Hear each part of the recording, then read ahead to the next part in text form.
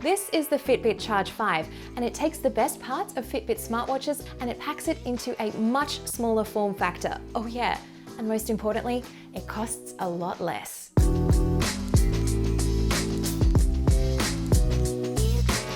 In a world filled with smartwatches, fitness trackers feel kind of liberating.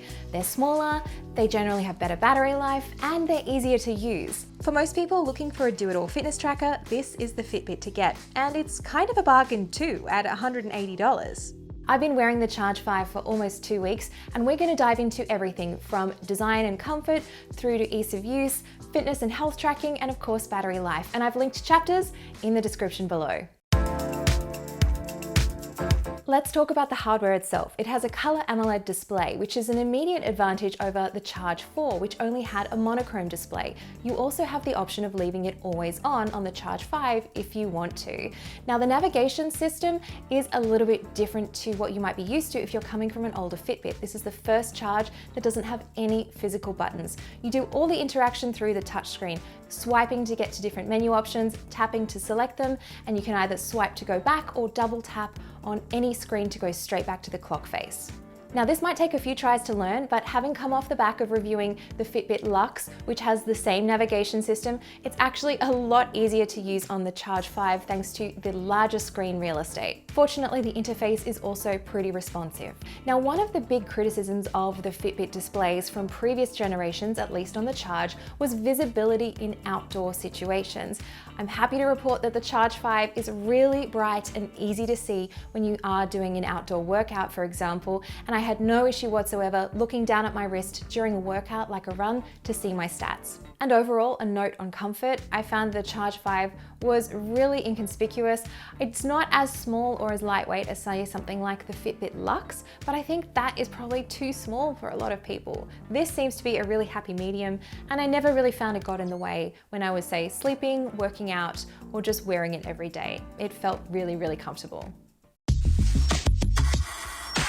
Now let's talk about some of those sensors on board. You get a heart rate tracker with the ability to set high and low heart rate alerts if your heart rate falls above or below a certain threshold. There will also be an ECG or electrocardiogram app that will be activated after launch, and that's to check for potential signs of an irregular heartbeat. There's an SpO2 sensor for blood oxygen and skin temperature tracking while you sleep. Also on board is an EDA or electrodermal activity sensor. This is the same as we saw on the Fitbit Sense, the smartwatch from 2020. Now, what this does is essentially it's tracking minute changes in sweat, and that essentially can give you a picture of how your body is responding to stress. If you have a lot of EDA responses after one of those sessions, potentially that means you're feeling kind of stressed. So the idea is that all of this data comes into a stress management score that you can find in the Fitbit app after having worn the Charge 5 for a couple of days. Now, essentially, if you have a high score, it means that your body is probably dealing with stress a lot better. If you have a lower score, you might want to think about doing some more mindfulness sessions alongside those stress tracking EDA sessions, just to see if you can bring up your score a little bit. Sleep tracking works in the same way as most recent Fitbits. You get a lot of detail about things like your sleep stages, your restlessness, and even your sleeping heart rate. And of course, everything comes together in a score out of 100 because if you don't put a number on it, I guess it doesn't count. Now, as you can probably tell, there is a lot of data coming from this little tracker. Now, unfortunately, like most things in life, nothing is really free. So to get the most out of the detail that you get, you will need to subscribe to the $10 a month Fitbit Premium subscription service. You do get 6 months free when you buy a Charge 5. However, Fitbit Premium is the only way you're going to be able to get those deeper sleep insights over time, as well as things like your health metrics on a deeper, more granular level, stress tracking insights, as well as fitness and workout programs, even some mindfulness sessions and nutrition programs as well. So just an idea of a potential ongoing cost if you really like all that data. The other thing that Fitbit Premium gives you, which I actually think is the flagship feature of the Charge 5, and I kind of buried the lead a little bit on this, but I'll tell you why in just a moment. It's this thing called the Daily Readiness Score. I like to think of this as an kind of are you up for it kind of score out of 100, and it takes into account things like your activity level, your sleep, and also your heart rate variability to give you an idea if you should, say, do that workout today like you're ready to push yourself, or you should maybe take a rest day. And it will also suggest things like, say, maybe you need to do a HIIT workout today. You're up for it, or maybe some yoga is more suitable. Or alternatively, here is a mindfulness and meditation session to take because you've had a hard day. Let's take it easy tomorrow. Now, in theory, this is kind of similar to what Garmin offers with its body battery, but the Fitbit version does seem like it's going to offer a little bit more in terms of actionable items based on your specific needs. But here's the rub. It wasn't active at the time of recording this review, and it won't be active for the launch of the Charge 5. Now, I'm actually super bummed about this because I feel like finally Fitbit has the key to the lock that's been closed for such a long time, because we get so much data from trackers like this and smartwatches on our wrist, and knowing how to interpret it and how to take action on it can be really confusing. So I really hope that this daily readiness score is kind of going to be the holy grail of helping me interpret all of these numbers, all of this data, and make it really easy to understand with actionable items that I can take to help improve my overall well-being. Anyway, I will keep you updated on the daily readiness score in my full written review, which I have linked in the description below, and fingers crossed it comes out pretty soon. Okay, let's talk some of the fitness features. The Charge 5 can of course track basics like your steps, but it also has 20 different workout types that it can track. There are 6 slots available on the Charge 5 itself, so you can start a workout straight from your wrist.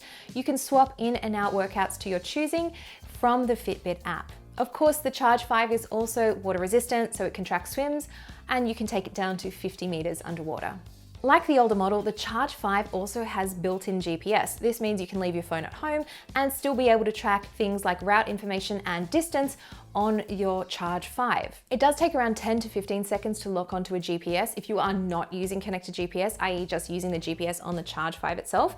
And I did also compare the route information from the tracker to a control phone, and it did match up pretty well in terms of the overall route and distance information.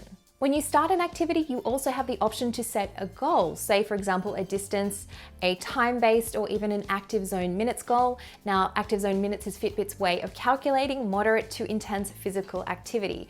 And after you've done your workout, you'll be able to see all of your stats and metrics within the Fitbit app. I've always been a fan of the Fitbit app. It's really easy to find things. It's well laid out, and you can also do things like overlaying heart rate information on your route and also seeing things like your splits too. So there's a lot to dive into in that app.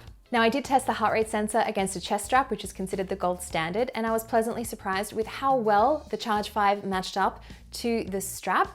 However, I did notice at the start of every single cardio-based workout that I did, it did take around 2 minutes for the Charge 5 to catch up. After then, everything was fine. Hopefully that's something that maybe a software update down the track could address. The Charge 5 has a couple of smart features on board. Most importantly, it is compatible with Android and iOS.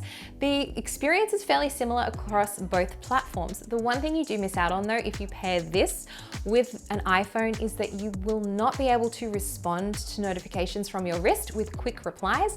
That is only available on Android, but you still can see notifications come through. You can still choose which notifications are pushed to your wrist. And most importantly, the text is really easy to see on the Charge 5. This was a big issue I had with the Fitbit Luxe. The Charge 5 I felt was really easy to read. I never felt like I had to pull out reading glasses or a magnifying glass to see what was going on the screen. The Charge 5 is missing a few things, namely music playback control from apps on your phone, music storage, there's no speaker or microphone. Now this means that you won't be able to take quick calls from your wrist by talking into it. You'll have to go to your phone for things like that. And also there is no voice assistant. Maybe you care, maybe you don't, but I do have to tell you in case you are thinking of upgrading from an older Fitbit and wanting some of those features. Now the third-party app selection is, well, pretty much non-existent. There's a fixed number of apps that you can get, and that's kind of it. And you're also fairly limited in terms of the watch faces that you have to choose from. They're basic, they all look pretty good, but yeah, there's not that many of them. So if you want the widest selection, you'll probably want to look at a proper Fitbit smartwatch, say like the Versa 3 or the Sense. And the one thing that I wish the Charge 5 had, I don't care about third-party apps so much on this, but I do wish it had a Find My Phone feature. So Fitbit, if you're listening, I would love for you to add that because I think that would be super helpful. Finally, let's get into battery life. Now, Fitbit says you'll get 7 days of battery life out of the Charge 5, which is great, but that's on paper, and that's really with very light use. So things like your sleep tracking, maybe a couple of EDA scans, fitness tracking, but no GPS, and you'll get 7 days before you need to charge. I'm a little bit more of a heavy user, so I was able to get 4 full days out of the Charge 5, and that counted things like a 30-minute GPS workout every day. I did several EDA scans. I was wearing it pretty much 24/7 to track my sleep as well, and I did not have the always on display active because that will also eat into your battery life. But 4 days I was pretty happy with. There's no doubt that the Charge 5 is a significant upgrade from older Fitbit trackers like the Charge 4. It really feels like Fitbit has taken the best parts of its smartwatches like the Sense and the Versa 3 and packed it into this, which is cheaper, lighter, and most importantly, more reliable at launch than those other watches were. You might be wondering about the Google and Fitbit integration now that Google owns the company. Well, 100% this still feels like a Fitbit. I'm actually really glad about that. I feel like Fitbit, all they have to do now is deliver on that daily radiance score, and this is going to be the most capable health and fitness companion that you could want if you're looking for a Fitbit. It's got the best of all worlds. It's cheaper, it's lighter, more reliable, and that's it. For more details on where you can find the Charge 5, extra specs, and of course information about things like the new features that are coming soon, I've put a link in the description below, so make sure to check that one out. And of course, if you have any more questions, you can find me on Instagram, Twitter, even down in the comments. Thanks for watching, and I'll catch you next time. See ya!